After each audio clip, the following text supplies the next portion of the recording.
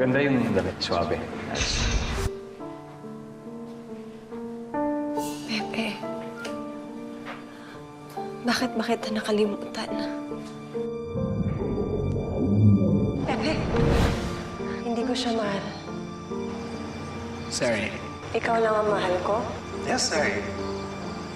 Ako ang mahal mo.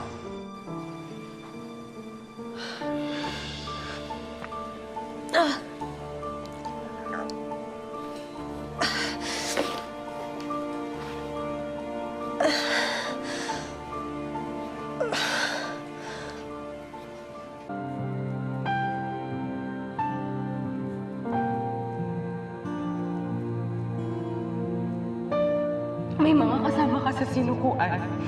Si Frida, si Miss Venus na. Lalo mo ba sila? Naaalala ko, pero malabo. Sorry. Kausapin mo sila. Baka may nasabi ka sa kanila bago nangyari tong mind control na to. Sila ang magpapatunay na totoo lahat ng sinasabi ko sa'yo.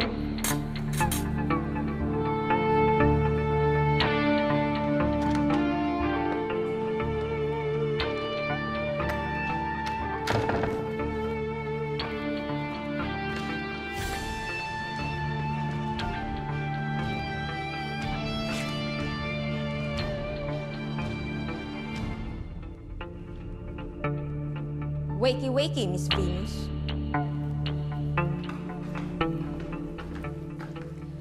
Ano pong gusto niyong breakfast? Ay, sorry.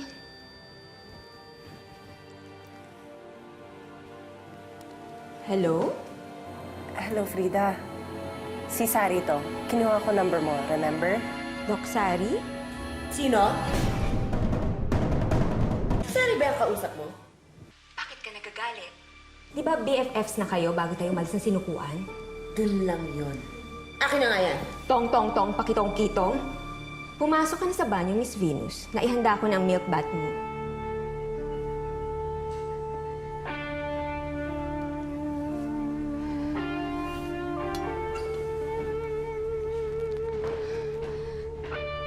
Napatawag ka, Doc? May problema ba? Hindi ko alam eh. Hindi ako sigurado. Ha? Pwede ba tayo magkita? Okay. Just text me where and when. Tata.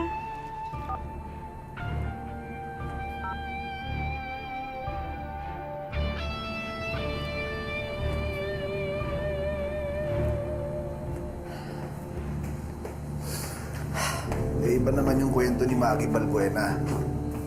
According to her, si alias Robin Hood daw yung nagsiset up sa kanya. Kasi nga, kilala niya kung sino siya. What? Totoo ba yun? Kaya ba ni Maggie talaga magsinungaling to protect herself? Maraming taong ganun, ma. Hindi naman yung kasing tuwid mo eh. So it's a possibility. Pero kinakabahan ako sa pwedeng sabihin ni Maggie. At may kutob ako kung sino yung sinasabi niyang Robin Hood. Sorry. Sorry. Pabayan mo na yung kapatid mo, ako na bahala dun. Importante mag-focus ka ngayon sa trabaho mo, anak. Malaking kaso yan.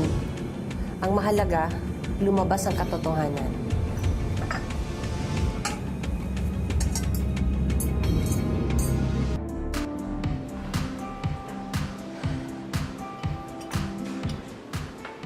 Frida? Doc, sorry. Hoy. In fairness, na-miss kita. Sorry, Frida. Doc? Okay ka lang ba? Ano kasi, Frida, may mga kailangan ako itanong sa'yo. Si Mary nagpunta sa bahay. Kailangan ko lang malaman kung totoo. Like what, Doc?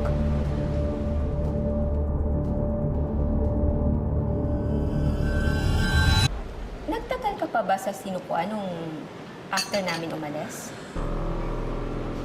Hindi ko alam. Basta nagising na lang ako, tapos nandun si Dean. Tapos, hindi ko nga alam kung magkasama ba kami pumunta doon. Hindi. Mag-isa ka lang doon. Nagpunta ka nga doon para mag-move on kay Pepe. Pero parang nahihirapan ka. Si Pepe. So, ibig sabihin, hindi ko pa boyfriend si Dean nun. Kung jowa mo siya, hindi ka na pupunta doon. Dahil ang sinukuan para lang sa mga heartbroken at depressed. Ang alam ko, hindi pa naging kayo. Natatanda mo nung nasa hotel tayo, ginamit mo pa nga siya para pagselosin si Pepe.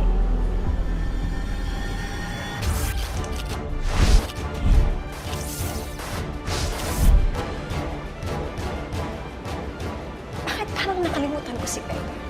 Ang sinasabi ng isip ko, si Dean ang mahal ko. Parang alam ko na to, Doc. Pareho tong ginawa kay Miss Venus. Biktima kayo ng mind control. Yun na lang sinabi ni Mary sa akin. Pero hindi ko maintindihan. Pero dapat mo maintindihan, Doc. Si Miss Venus nga. Alam mo ba kung ano yung nangyari sa kanya? Ako pala ang pinag-chismisan ng dalawa.